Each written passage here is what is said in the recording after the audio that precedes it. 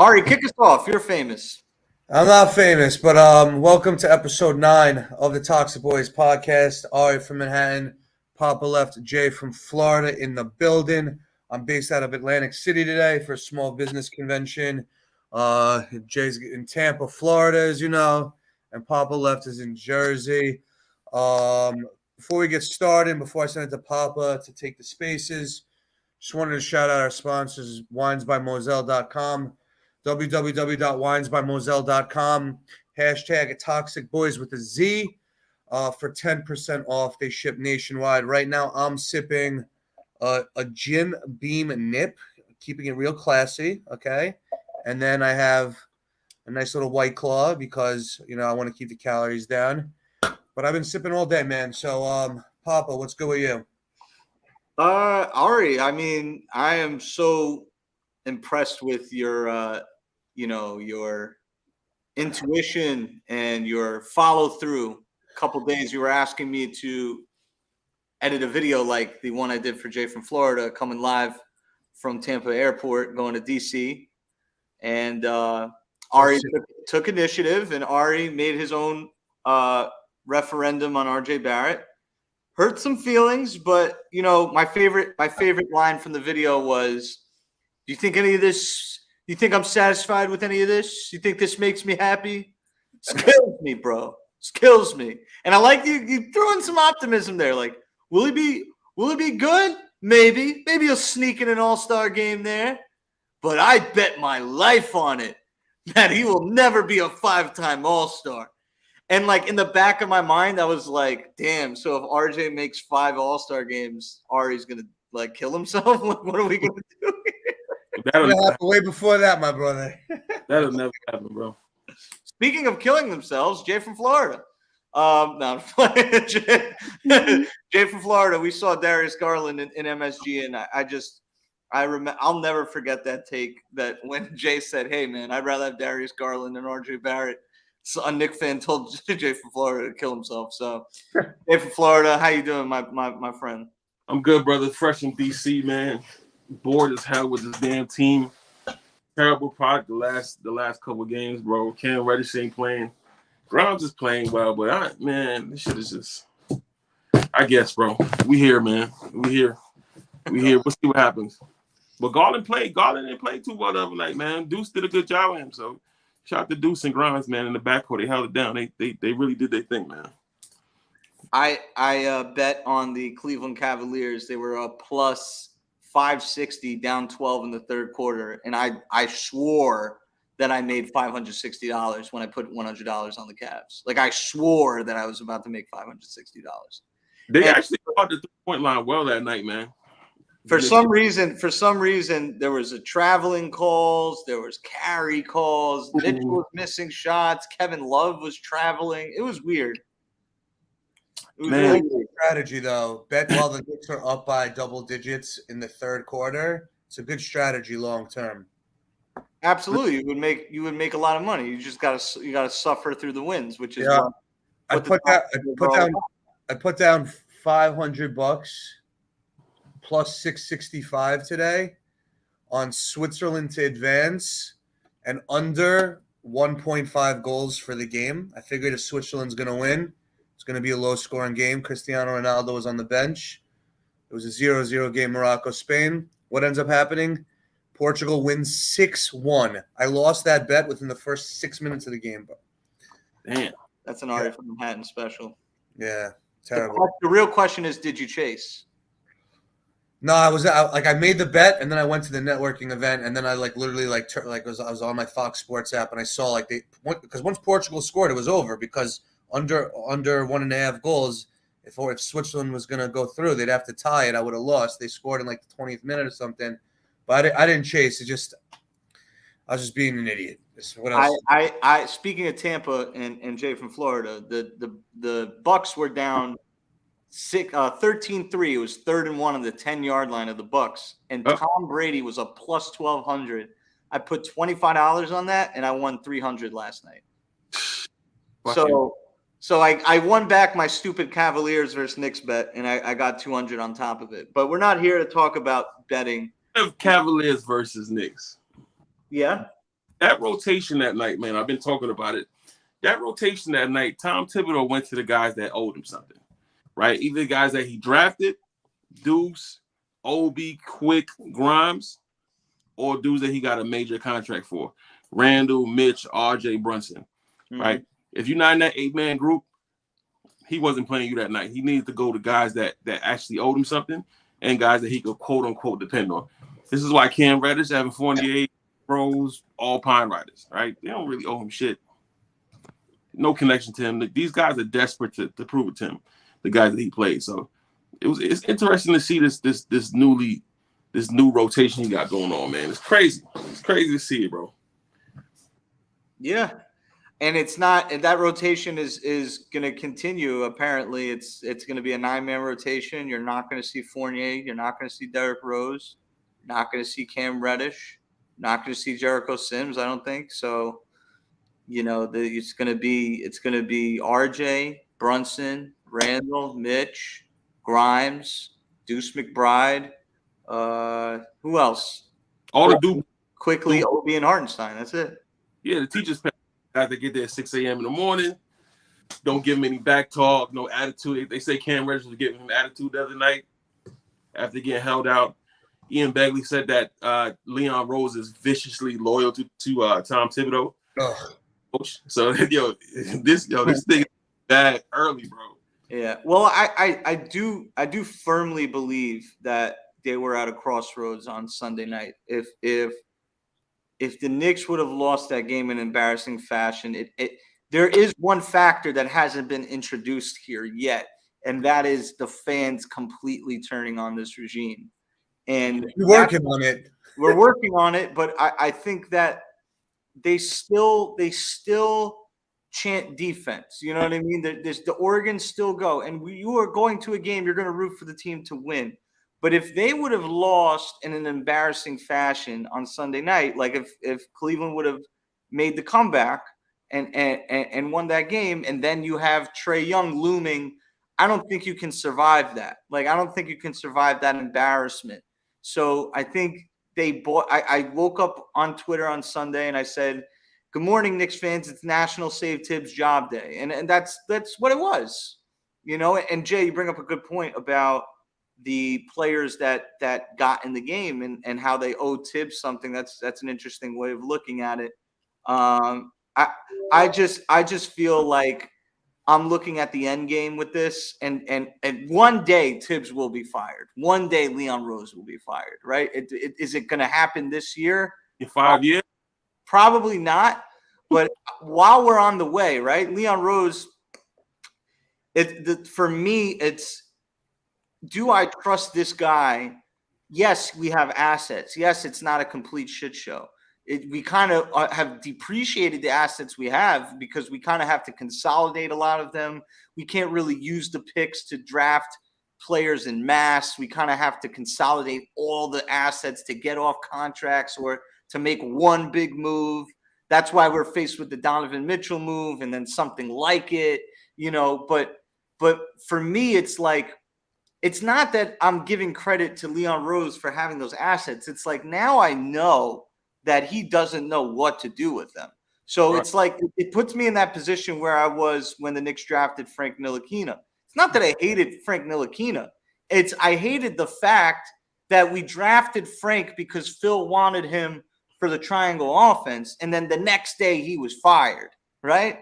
It's like, can we please, get rid of these guys that are making decisions that have put us in the place we are now, so that while we do have something to work with, right, at least we can have another brain trust in there that can make responsible moves with this generational crop of talent that's coming in, not just this year, but in the future, in the next 5-10 years. Yeah.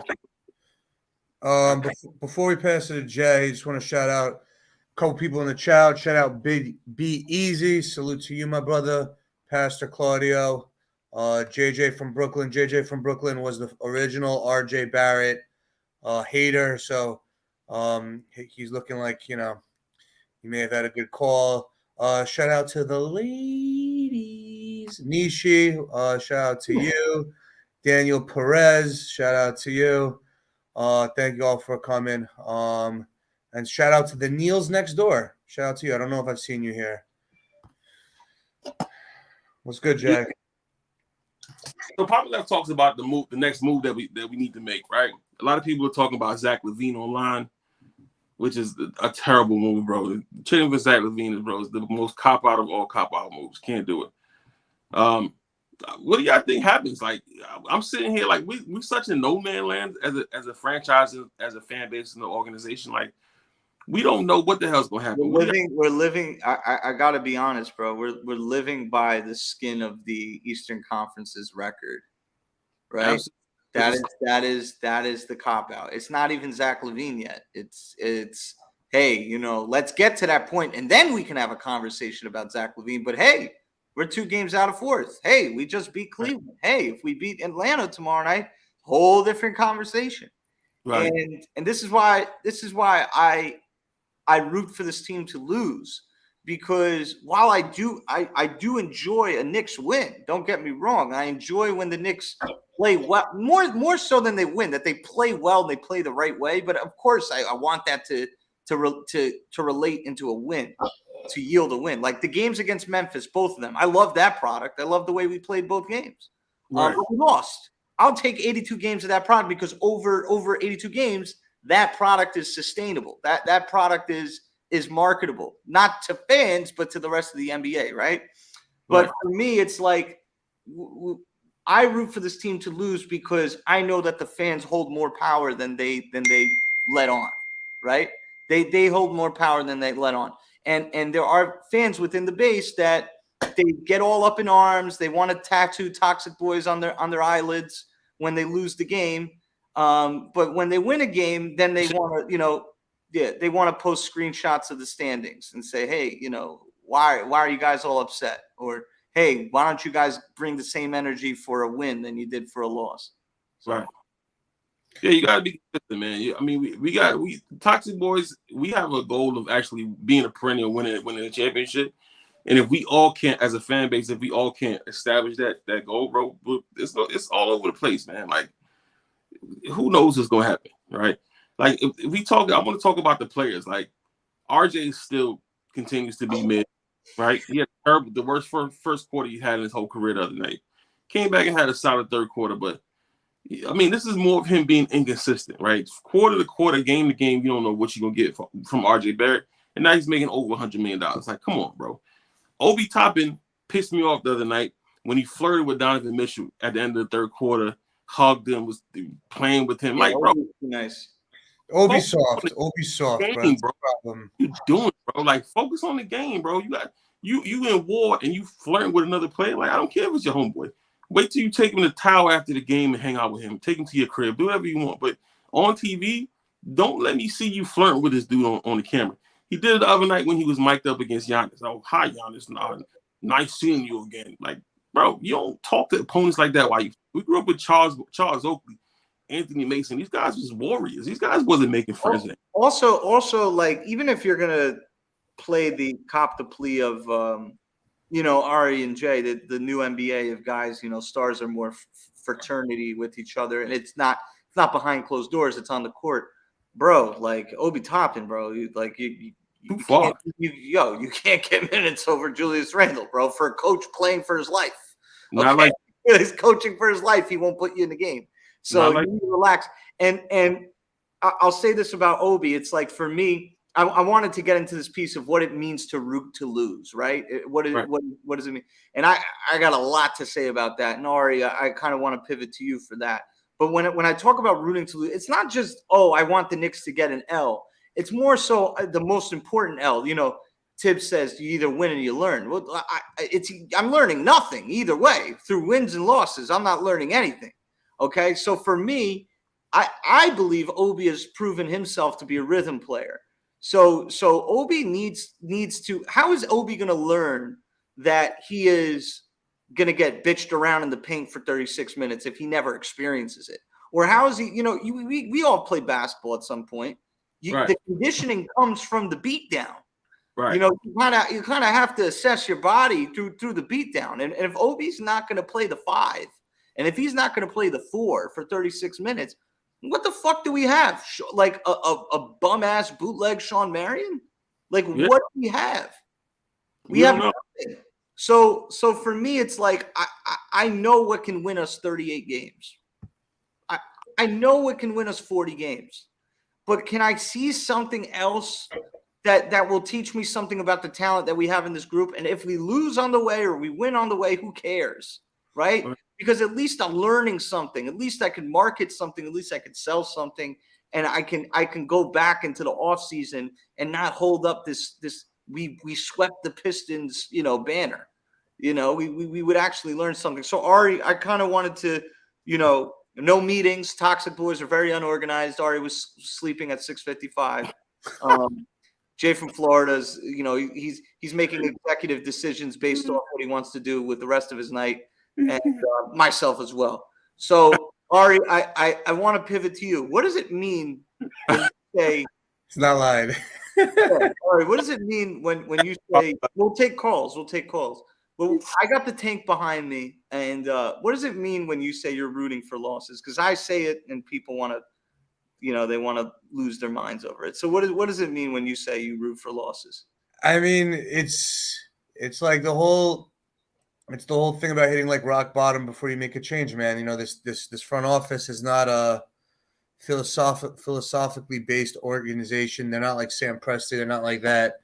So in order for there to be changes made in the front office, James Dolan looks at one thing, the record, right? And expectation, right? So, it's one of those things. It's like, I remember my mom when she was around back in the day, rest in peace. But when my mom was around, salute.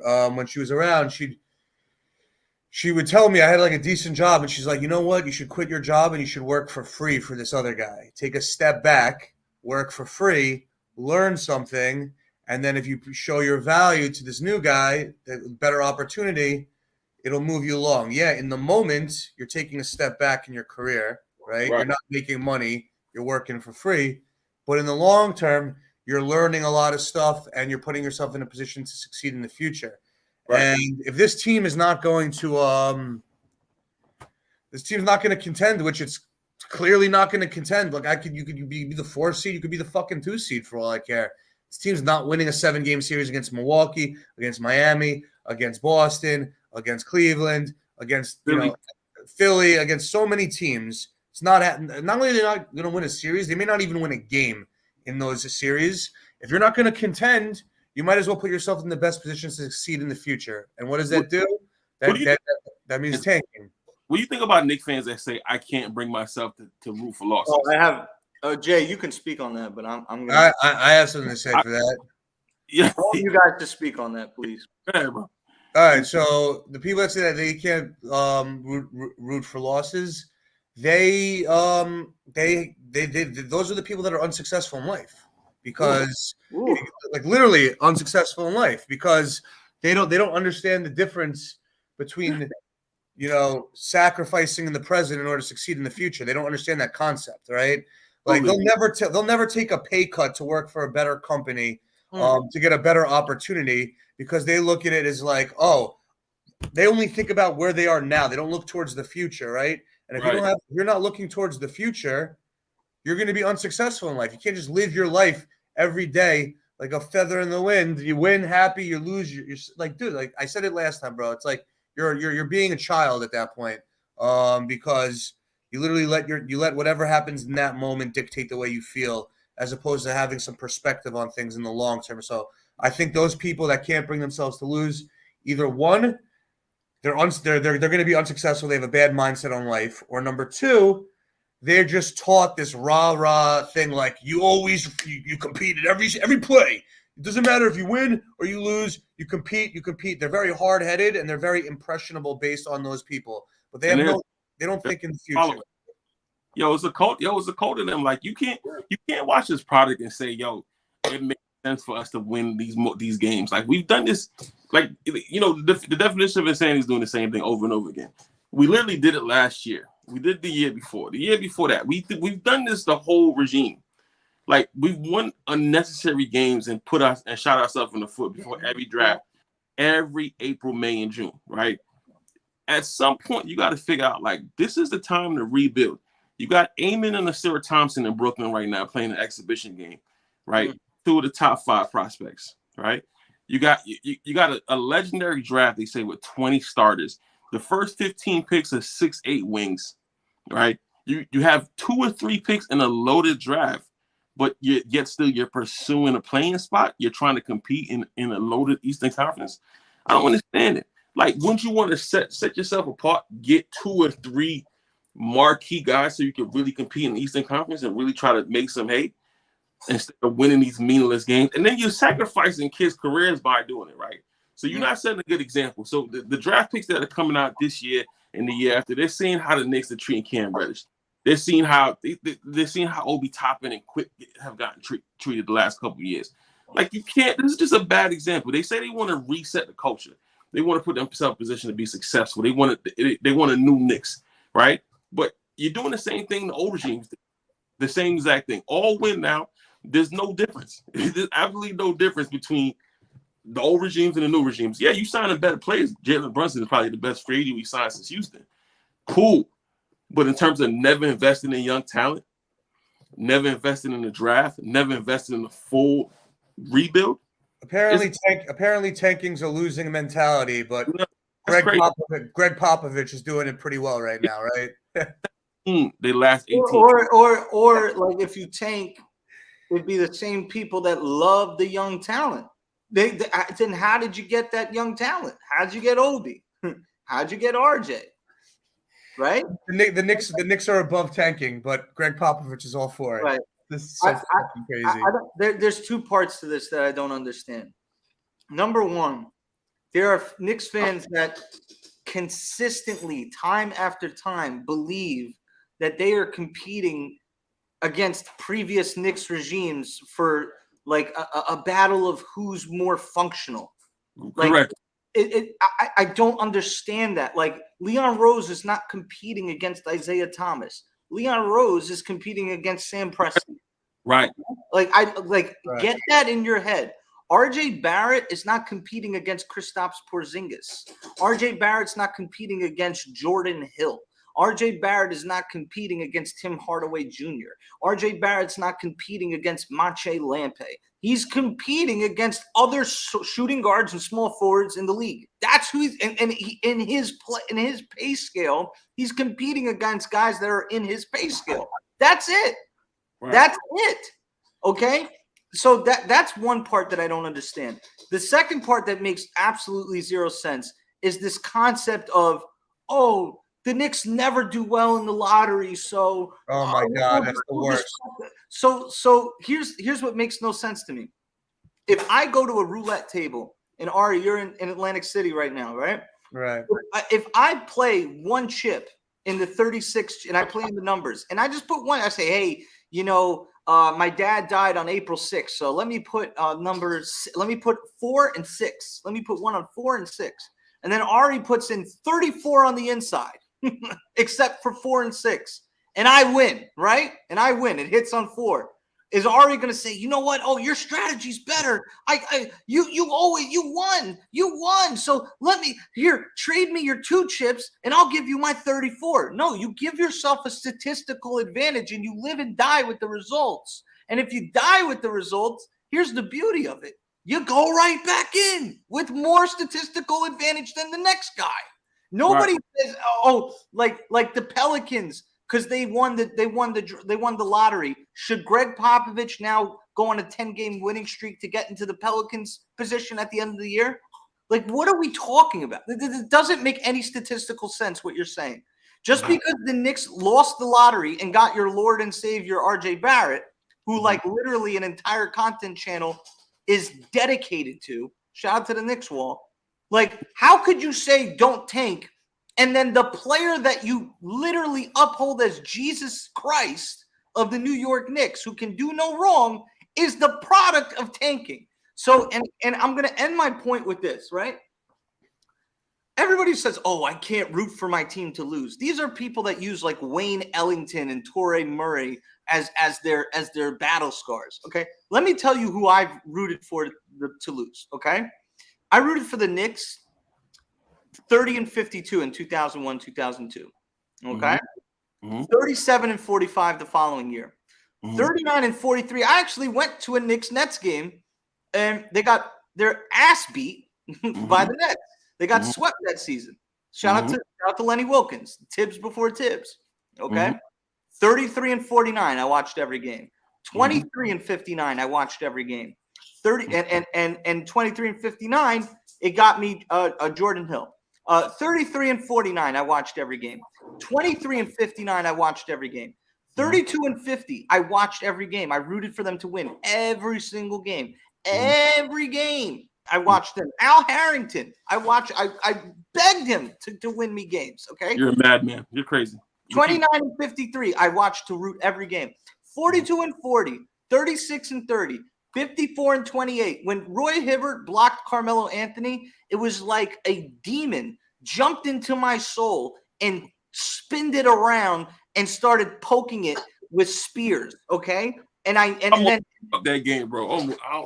37, Phil Jackson, 37-45. We get Andrea Bargnani. We went on a mad run at the end to get the 8th seed, not the 10th seed that you're shaking ass for, not the 11th seed, the 8th seed, where Carmelo Anthony couldn't lead his team past Paul Millsap. I watched every game and rooted, and I wondered, Mike Woodson, are these guys prepared to win? Come on. 17 and 65. Even in that season, I rooted for them to win every game because we didn't have a draft pick. That was the best season. 32 and 50. 32 and 50, I rooted for every single game. 31 and 51, I rooted for every single game. 29 and 53, I rooted for every game. The only season where I legitimately didn't have any emotion, nothing. 17 and 65. My mind was on Zion. My mind was on Kevin Durant. My mind was on Kyrie Irving. And you tell me in this season, in all the seasons since, you tell me, who is your mind on? My mind in the 17 and 65 season was on a generational talked up talent in Zion Williamson, the best basketball player on earth in Kevin Durant, and one of the nastiest NBA finals crossover Steph Curry, wizard with the ball, a mastermind, geometric mastermind. Make the joke about the flat earth. When he needs to spin the ball off the glass, talk about RJ can't finish. Kyrie Irving is a mastermind at basketball. I had dreams of bringing all three of them. Who are you talking about? You're talking about Julius Randle. You got your mind on RJ Barrett. You got your mind on Tom Thibodeau. You got your mind on a bunch of middling young players who never got an opportunity to get out of that spot. Right. And you got your mind on what? The 8th seed?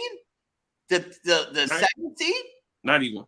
Not even. The 10th seed. So when you tell me, oh, how could you root for a loss? I've rooted for wins the last 20 years.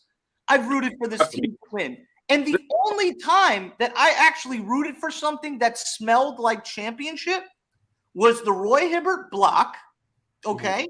The Roy Hibbert block in a season where we literally tanked. And I'm not even rooting for the team to tank. I'm just saying, switch it up every night. Do something different. Knicks are crazy, man. You know why? Because during that Roy Hibbert season, we had one of the best players to ever touch the basketball offensively in Carmelo Anthony. It was light at the end of the tunnel. Say what you want about Melo. That season, you put was a Melo hater. He's a Melo hater. Bro, you put Melo's top 5 scorer all time. Okay. There's more to the game than scoring the basketball. But yeah, absolutely. He's a great player. Yeah, Melo has his flaws, but Melo's the man on offense. Listen, there's a 2 minute and 12-second Stephen Bondi video talking about what are the Knicks waiting for? Like, who's the next guy out there they're trying to get? And you can see the disdain. This is a guy that's banned from MSG. Like, MSG don't want anything to do with the Daily News, right? He's sitting there asking the question as a fan. He's probably a huge Knicks fan. Like, who y'all going? Like, is Karl Anthony Towns the next target? Y'all gonna go after Kyle Kuzma, CAA product? Like, who is it? Bradley Beal? Like, who are y'all waiting for? Like, why are you hoarding picks? Like, what's the expectation? Like, who are you trading for? Are you throwing him a prayer that Devin Booker gets mad in Phoenix and just fucking opts out? Is the new Phoenix owner going to get rid of their marquee player to trade him to the Knicks? For what? So it's like, who are y'all?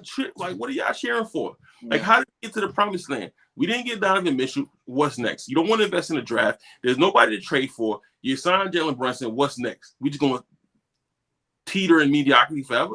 There's no light at the end of the tunnel. There's nothing. And then you expect me to be enthusiastic about the season and cheer and clap on every win and say, yeah, shake my ass. And like, come on, bro. Where are we going from here? What's going to happen? Like, what does the next 5 years look like? When does Tom Thibodeau get fired? When do I get a real coach? When do I get a real GM? When do I get to see 50 wins consistently? 50 wins, big fans. 50.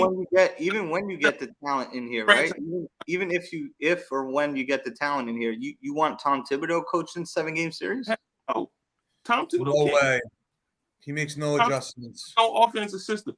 You want these kids to be successful. You can't stick him in the corner. You can't use Obi Toppin like he's freaking Sean Marion. Like you gotta run pick and roll for him. You gotta get up down low. Watch some of the Ohio tape when he was in college, right? Watch some of Quick's college tape. Like look at the stuff that made him successful. Go back and watch RJ's rookie year and look at the stuff that made him successful. You can't expect Jalen Brunson and Julius Randle to pound the air of the ball at the expense of these guys' career. All right, let's now you risk livelihoods. Yeah. Jay, great points. Ari, what do you think? I think we should open up the floor for calls, and we'll take the next 15 minutes if anybody from the spaces wants to pop up. I see Southside's in here. Ari, after I read these Twitter handles, let me know what's going on in the chat. I got Southside in here. I got Smooth in here. TGI Fly, B Knicks, who I saw out in Vegas. Cash, what's going on? Rayology, Penthouse, Rock, Breezington, Cooper Relaxin, Jesse. Jesse came on one space during the summer and absolutely killed it, and then refrained from requesting the mic. I feel Daniel, what's good? DJ Ego, and we got 2 requests. Ari, what's going on in the chat on YouTube? So before we get to the chat, just want to shout out everybody here. Hit that like button, all right? There's 41 people in the chat. I only see 15 likes. Bro, I was sleeping, and I woke up for this. So, I could be sleeping now. So please hit that like button. This is the way we're going to grow this organically. And out of anyone, we're the only, at least from my knowledge, we're the only content creators that have no issue telling the truth and don't pander to any front office exec, any media outlet, or any player.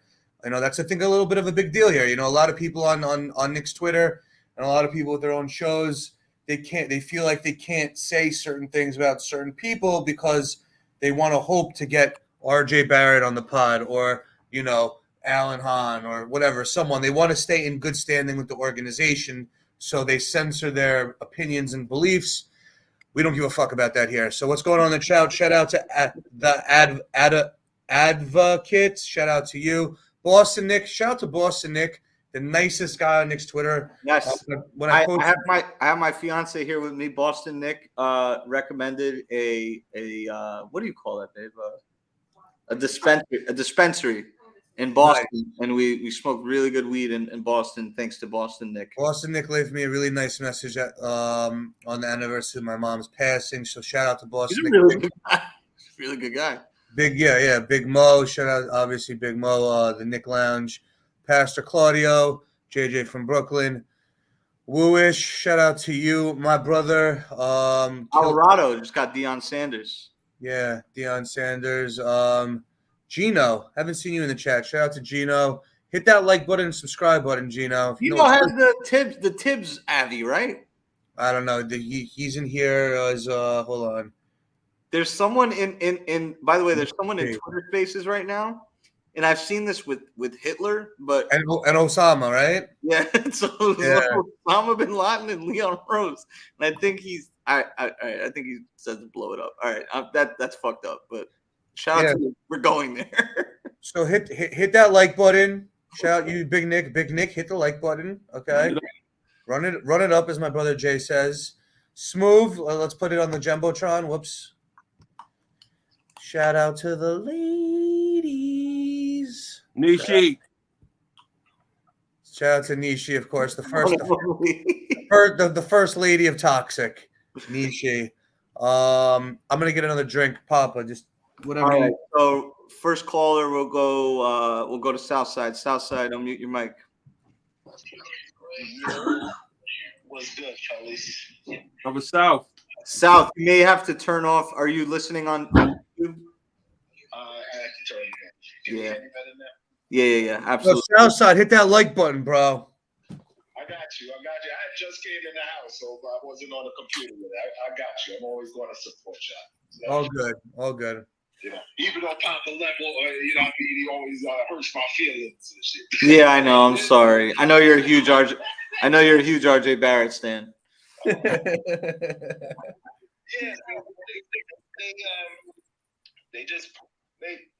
they cornered themselves. They put themselves in a corner, in a box that, you know, I know there's a lot of intelligent Knicks fans here and those that are more versed with the cap and so on and so forth, but I don't see them getting out of this box anytime soon. You know, I know it's like takes are on repeat sometimes, but yeah, like Jay said, it goes back to the COVID season. It was short-sighted. It was stupid. It was dumb. They had the perfect opportunity. Wow. Like nobody was even going to the Garden because they couldn't. So it's not like, you know, Dolan was losing revenue or anything. That's a great like point. That. So fucking, that's an amazing point. I mean? Yeah, let the rope go.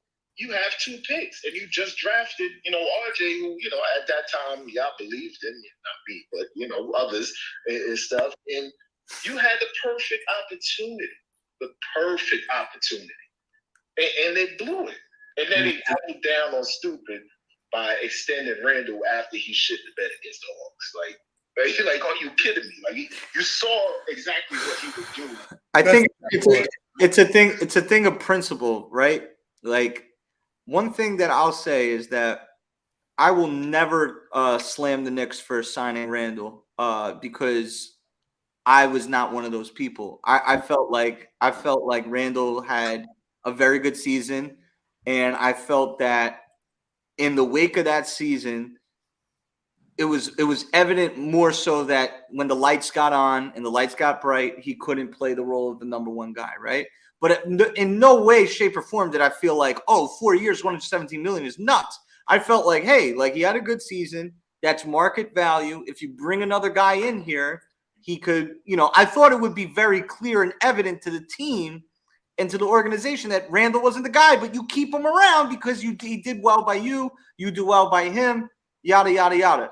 I never envisioned it becoming, hey, run it back with Randall and make it about him. And that's really where they took that contract. And yes, it probably was destined to be a bad contract because they jumped the gun, but they really drove it down the organization's throat.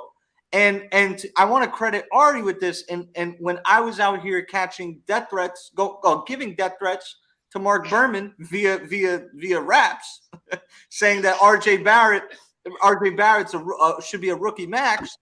Ari was saying, like, look, like I need to see this 4th year first. So everybody gives Ari credit for the Randall takes. It's very underrated. Ari was saying, yeah, I wouldn't give RJ this any contract either. Mm-hmm. Why? The only reason you do it is it's for the word that rhymes with robotics, but that's the only reason why you do it. But in what world do you have a job and you're just like, you know what, you did enough. We're just gonna, you know, give you this extra money before we have to. Here you go. Like, don't worry about it. Like, it's crazy, dude. And he showed you, and everybody points to the playoffs. But if you guys remember, when fans came back late in the season, Randall was playing like shit. So the playoffs was just like the cherry on top. He was already shooting up the team itself had lost. The team itself had lost its integrity towards the end of the season, where they played Charlotte, when they played Boston. You could see it. You could see the they were losing hold of the rope. Yeah, the glass slipper didn't fit, man. The pumpkin, the shit, the carriage turned back into a pumpkin. It was clear to people who have like real vision and stop, you know, waving pom-poms in front of their faces. If you just looked at it for what it was, you understood that it was all bullshit. I mean, bro, the starting lineup had Alfred Payne and fucking Bullocks. Like, you know what I mean? What team is going to go anywhere with them two dude started. Like that's just Nobody. That's impossible. I knew that. I don't know why more Knicks fans than I did. I was like, I didn't want nothing to do with the playoffs. Asking everybody. South, hold on, South. Jay wants to say something. If you think about it, bro, if you look at RJ this season and you looked at RJ during the playoff games, it looks like the same RJ, bro.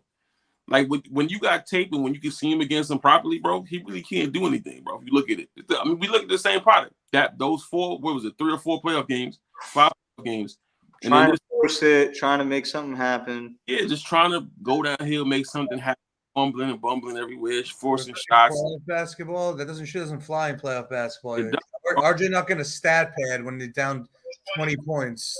Hold on, Ari. Sorry, real quick. Against Milwaukee, right? You have Knicks fans that be like, oh, well, RJ always seems to play good against Milwaukee. I said, do you think that's because of RJ or that the best defensive team in the league knows who to leave open? They don't care if RJ scores. You never see it. That's why he does well against Milwaukee. You think if they wanted to clamp RJ down, it would not be RJ would score anything against Milwaukee? Like they have a plan of attack. They leave the weakest, starter who's going to take too many shots. They let them go ahead and score. Yeah. Yeah, but that's the type of thinking that a lot of the fan base just doesn't have. It's like you can tell they don't really watch basketball outside of Mike Breen and fucking Clyde Frazier. Like they don't even use the goddamn NBA League Pass and watch it from another team's perspective. Because I like to do that. I like to watch when we play the opponents. I like to listen to what they say.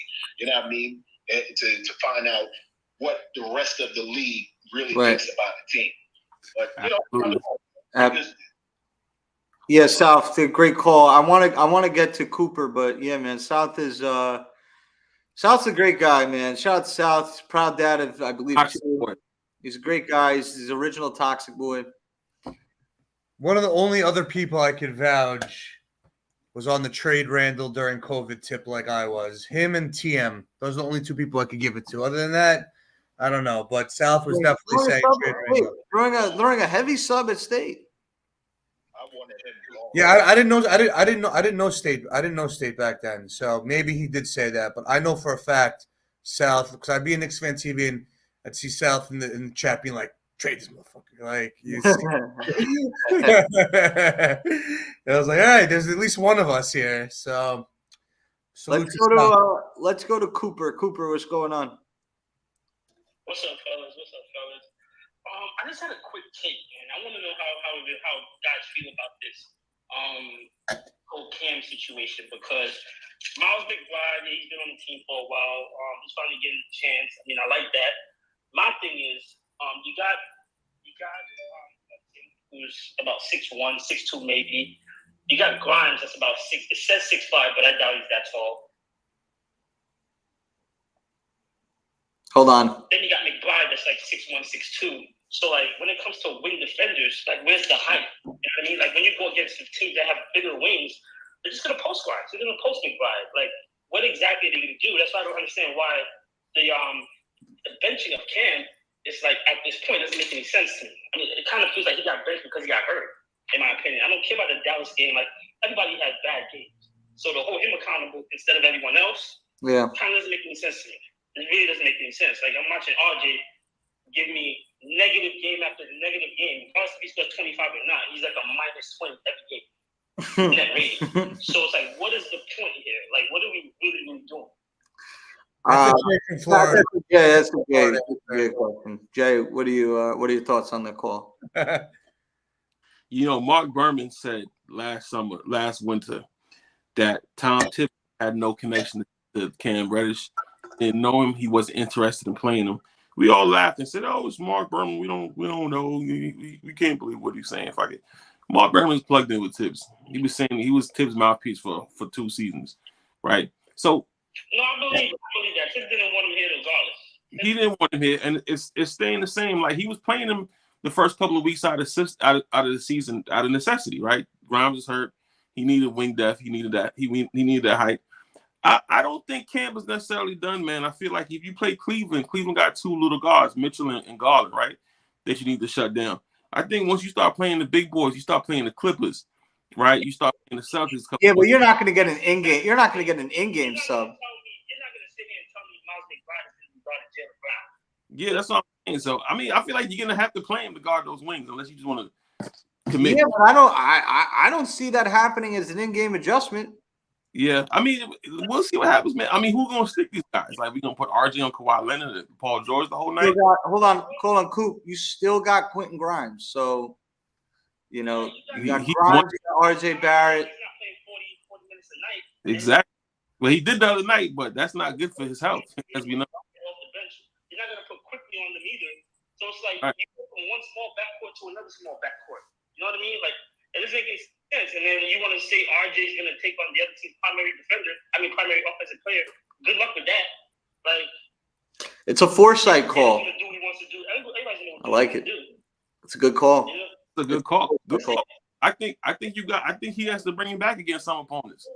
But it's like you can't keep playing with guys' livelihoods and mental like that. You know what I'm saying? If you're gonna invest in guys, invest in guys. If you're gonna sit them down, sit them down. And another thing too, Cam is represented by Clutch, right? He's not a CAA player, we get it. Right. I mean, these front offices around the league, they all talk. So when you treat a player in that sense, it's like nobody's gonna deal with you. Like, honestly, think about it. Danny Ainge didn't want to deal with the Knicks. Right. I'm gonna believe that if RJ Barrett was had a ceiling of an all-star, or if RJ Barrett was a top young star in this league, that information would be here because Danny Ainge would be like, I'll get RJ Barrett on one other player. But they knew who RJ Barrett was. They're like, you're not gonna give me RJ Barrett and one other person and a couple of picks. Like, we're not gonna do it RJ Barrett. I'm not Right. $100 million, so that doesn't really benefit me. You know what I'm saying? So it's kind of like Spinning a wheel. They're like RJ Barrett they're hoping RJ Barrett turns into like the player. Just something to be positive. Yeah, absolutely. And I don't think, by the way, That's a ball. Hold on. I don't think you're wrong if you're hoping RJ turns into something. But when he gives you a something performance, it shouldn't give you credence to yell from the mountaintops. I mean, he's getting paid $107 million. Man, I got the RJ Barrett fan club looking for me on the stream. They're in my mentions. They curse me out. I get it. You like They're mad at the fan. They're mad at fans more than they are at the player that really need to turn it around. The guy goes 3 for 15 in the first half. He gets more minutes in the second half. Yeah. Listen, man, the whole CAA thing, man, like we have no idea what kind of ops they got out there in other agencies, right? We have no idea what kind of lack of relationships that they have. These guys probably been stealing players from other agencies for years. People probably hate Leon Rose. People don't want to negotiate with Leon Rose because his track record in the draft is always CAA guys. It was the cat from the Detroit Cat. What's his name? Jaden Ivey this year.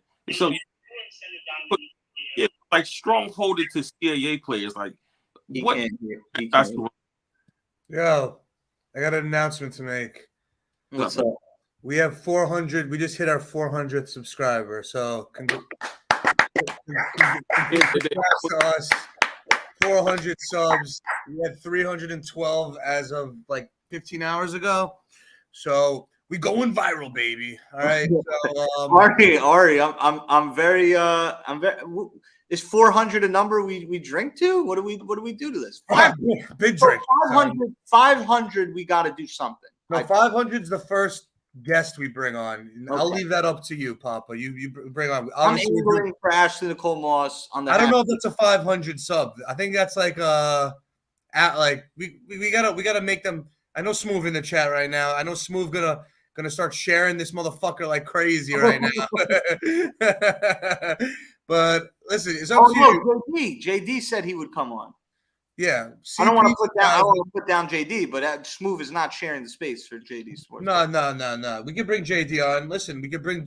Well, listen, you guys pick who you want. Obviously, CP's the 1,000th one, but I think JD is a nice 500 mark. He's the most toxic. He's the most toxic boy on Knicks Fan TV, so might as well. Absolutely. They got this new guy, Jose, that calls from Puerto Rico, and they're calling him toxic. Oh, really? Yeah. He gives decent calls. It's very It's very you missed like 7 dunks in a slam dunk contest and you finally hit the dunk. But Got it. it's all good. We might have to make the return soon. I might have to call KFTV. Like I don't do nothing but listen to the show. Hey, long time caller, for long time listener, first time call. Love what you do. Yeah.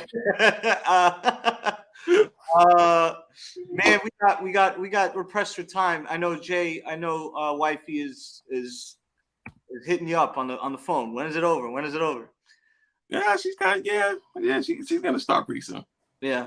Ari, anything? We got a comment in here from the OG Dominic. Play the kids until you actually play the kids. Shout out Dom, man. OG. Yeah. What do you think about that, Ari?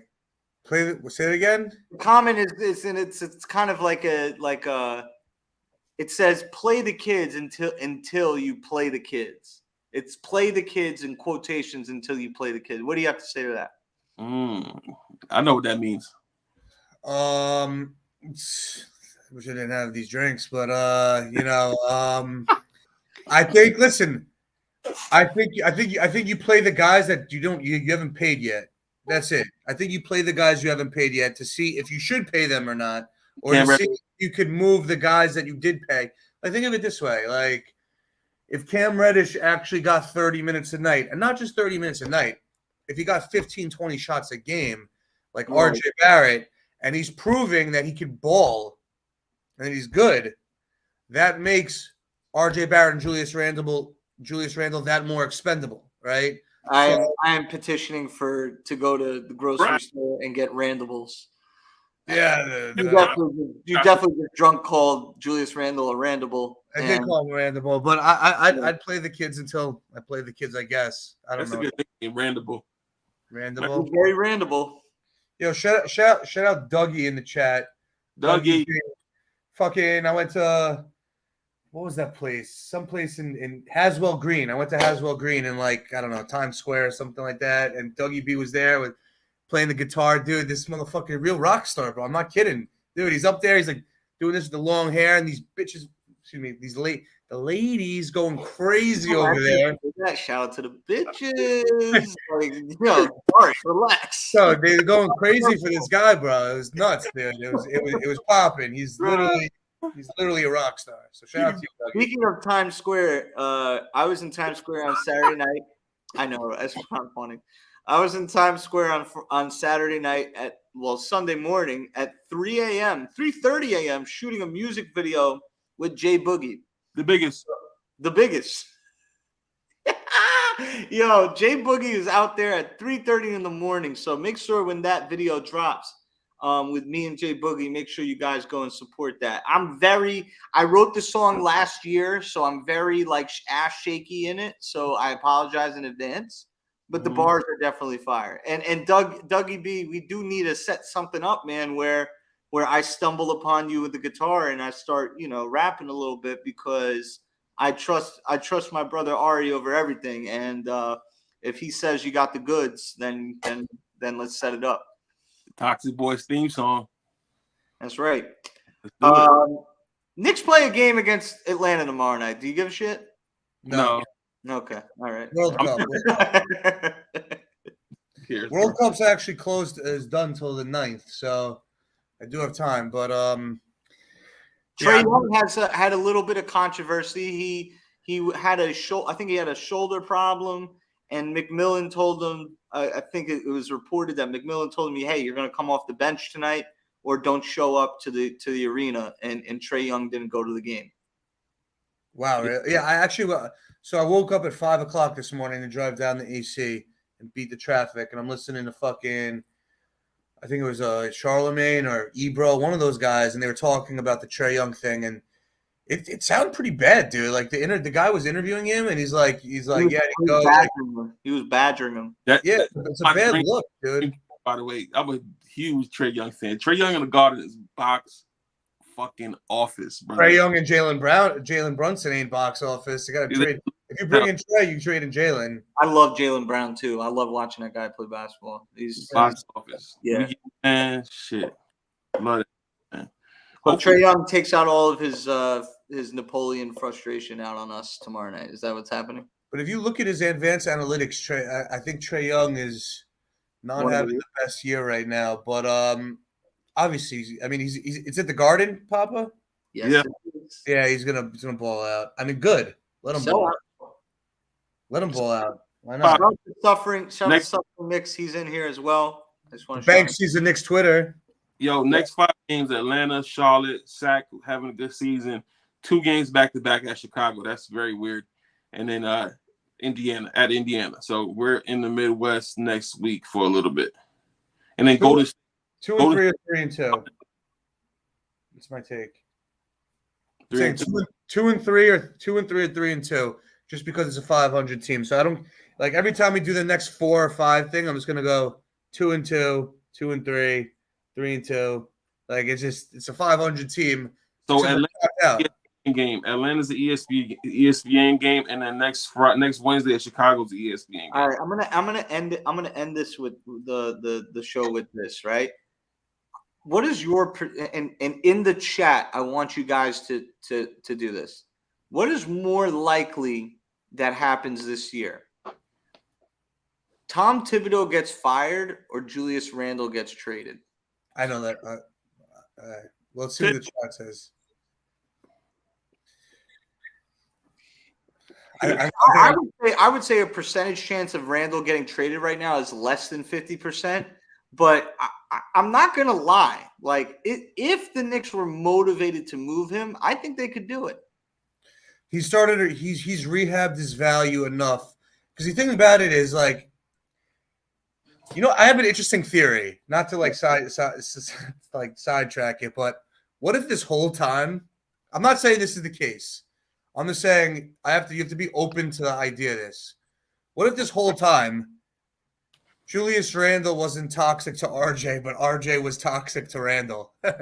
Imagine like RJ got traded and like Julius Randle started like hooping, you don't know if the chicken or the egg, you don't know. But he's rehabbed his value enough where I think you may be able to trade him. Maybe, I don't know. Randle for president in the chat. I'm gonna say Thibs is fired before Randle gets traded. It's an interesting question because where does the loyalty lie, right? And both are on pretty extended contracts, right? Yeah, but one's a lot easier to do the other. You could just fire Tom Thibodeau. Yeah, but I'm just saying, like, if the Knicks really were motivated and cash this space on Saturday, I was listening and there was a Mavericks fan that came on and he was letting you know that Brunson's not a facilitator. And when I say it, it's kill the Messiah time. But but he also said, hey, if you want to trade for Randle, I will take Randle. A lot of teams like him. They have a split. They have a split on him. You know what I mean? They have a split. Like on one end, they really like give value to the NBA All-Star. So, but you talking about a front office that got 5 to 6 more years to actually be coherent at work. You guys are 70 years old, so it's like, do they trade their best player for what? They're 65 years old, so they're only coherent another 5-6 years, and they can't work anymore. Yo, it took me a second to see where you was going with that, and you're hedging against sanity and being old, and that is just too funny, bro. So you asking? Look at it this way: you only got 5 years left of functional living, so you know what I mean? That is some ageist shit. That is the first ageist Knicks take I've heard. No, Jay said, didn't Jay said like you can't have a coach born in the 50s? I think he said that. Yeah. This whole time to be, bro, the NBA young man. This coach is younger than me, 34 years old, 34 years old. Yeah. Like, come on. Why we got a 65-year coach? You got the cat in OKC that's 35 or 36. Like, these are young guys, man. These guys could move. I actually met up with my high school basketball coach today, and he handed me a big book, a big binder, a black binder. It was huge, and it had. He said, "I put this together throughout the years. Don't lose this." And I'm opening it, and it's a bunch of plays, it's a bunch of speeches, it's a bunch of philosophies, and and it's indexed. It's the content is put throughout the book, and I'm like, wow, like this is a huge anthology of coaching. And it's like, but still, it's like, I'm pretty sure this is dated at some point. You know what I mean? This is my high school basketball coach. And he's like 45, he's not 45. He's like 40, 41, 42. And it's like, yo, Thibs is like so goddamn old. And I'm not saying it because sports is different, right? Sports, if you're 30, you're old, right? If you're Obi, you're old, right? But Thibs is like, you're 66, you're 65. Like you're trying to coach within a world that's based off analytics. It's like everyone knows there's going to be an advantage ceiling to what you bring to the table. Like even the Mets, right, with Buck Showalter, like you're still battling against like this guy doesn't have an Instagram. Like he doesn't know the culture of what's going on in the world. Bro, look at Pop. Pop's one of the best coaches we ever seen, bro. Pop been cutting first round picks like they're just like G League guys for the last 3 years. You don't fall into the system, you're out. Yeah, the optics game, bro. Pop don't care. So like, but you can't. Can you do that in a modern NBA? Can you pick lottery guys and just cut them off your team? You need the players to respect you enough to listen to your to believe in your judgment. Pop has that. I am interested. We're going topic on topics, but I am interested to see all this cluster of NBA Eastern Conference middling teams that are not mid by roster construction. They're just struggling right now. I'm interested to see Doc Rivers and the Sixers. I'm interested to see Spoelstra and the Heat. I'm interested to see the Brooklyn Nets. Right? I'm ready for those teams to pop off and shit. Like take a shit on us for thinking we're 2 games out. Like we were looking at Atlanta, looking at Cleveland. Yeah, I'm waiting for them to take off. They're going to go on a 6-game. When you have that talent, you could go on a 6-game winning streak. Absolutely, bro. And so I'm waiting for those teams to take off. They said the Heat trying to get to settle in. Lowry. Reality to set in. You know what I mean? Yeah. I mean, bro, it's still very, very. South is speaking from the ancestors. Go ahead, South. Yeah, no, I was just saying it's going to be separation season. Once you get past Christmas, it's separation season. Yeah. The dog days of the Knicks, the dog days between December and like early, like first week of March, like that December, February. The Knicks always go like 3 for 40 or whatever. We're not gonna do closing thoughts. We're just gonna ask people very kindly to join this journey to 500. We've made about 2 months into 400 subscribers, which is a hell of an accomplishment. But we are just going to ask people that are here with us once again, like the video, subscribe to the channel. Once we get to 500, we get our first guest, tentatively JD Sports Talk from Knicks Fan TV. Ari, any promotional things you want to say, and then we'll go to Jay and we'll close the show. No promotional stuff. I've been sipping clearly. Together, brother. I'm in Atlantic City, bro. This is it, man. I've been up since 5. But no, seriously, salute to everyone for coming in and listening to us talk. We try to be a voice for the side of the Knicks content that you don't normally hear. I feel like we all have a different, angle. Like Jay's super charismatic and very funny. Poppa Left is the most entertaining person on Twitter and just very talented individual. And I feel like I'm pretty logical. But we're not going to say anything with any other motives, man. We're not trying to get to be a part of the Knicks or anything like that. So it's a very raw place. It's a place where you could call in. You could say whatever you want. It doesn't matter how toxic the take is. And thanks to everyone else. We got here to 400 subs in a really short period of time. It's not easy to do that. And it kind of snowballs. If you add 5% users a day after time, you blow up. So the more we blow up, the more you guys blow up. I'm told you guys on day one, I'm gonna try to incorporate a way to have the mods and the fans and the people that listen to the show get at least a piece of the pie for whatever pie we're trying to eat right now. Right now, we're just doing this for fun. We're not trying to monetize yet, but once we do, we're gonna try to way to incorporate everyone in it. So, this show's only as good as the people that listen in and call in. And, everyone besides CP the artist, thank you.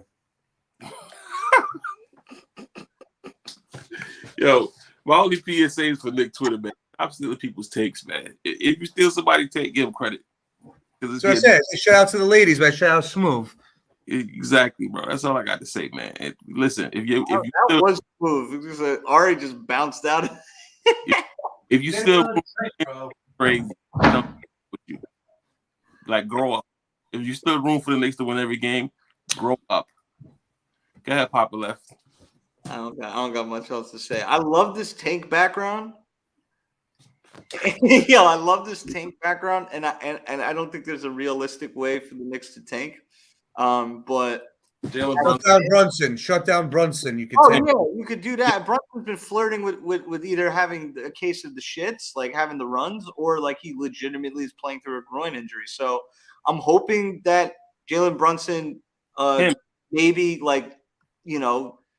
bruises his quad while taking a mean shit and goes out for at least a month.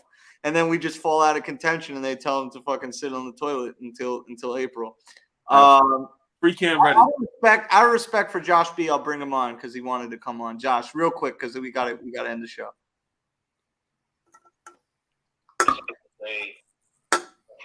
You know these dudes are finna go for it, man. All that 2-game out the 4 seed stuff is exactly the way they're looking at it. Their jobs depend on it. They're gonna make a trade like to get Miles Turner or something like that. Oh my God, bro. Get it, bro. It's happening, man. Yeah. Toxic. Listen, Josh. Ain't no toxic boys. All that shit's gonna happen. Ain't no toxic boys. It's over. Hey man, we're gonna keep pushing. We're gonna keep pushing the so-called narrative, which is the functional way of. Yeah, go ahead. What? Like Obi Toppins. He got like a gigantic. I seen it something. He got like a gigantic Lego stupid deck. He got a whole bunch of stupid in his house. Like I don't want any more soft players, bro. I'm over the Obi Toppin saying. Yeah. Give me someone who shot somebody or stabbed somebody. Like, give me something like that. That's controversial, all right. Bro, Jay was such a menace, bro. There is a group of players, a crop of players that have. Give me James Booknight, bro. Yeah, give me yeah. Papa's like, I don't know if that's gonna sell. Yeah. I can give you players who have been stabbed. Like I'll get a Paul Pierce. I need like a Steven Jackson type guy. Like just one of them. James Booknight is perfect from Brooklyn. Had the grip with the Doritos. Perfect. Exactly what I need. Perfect. Bro, with the Doritos. You are so fucking hilarious. All right. South is laughing. All right. Ari, we made it through a whole show and you finally said something that's somewhat controversial. Shout out to you. P laughed in the chat, so there goes that. JPEG is in here. I wanna say peace to everybody out there. Continue to live through your purpose, man. Hit that like button. Live through your purpose. Enjoy life and get better every day. Shout out Nick and Nader. Shout out brother. Shout out Nick and Nader. Shout out Nick and Nader. Like and subscribe.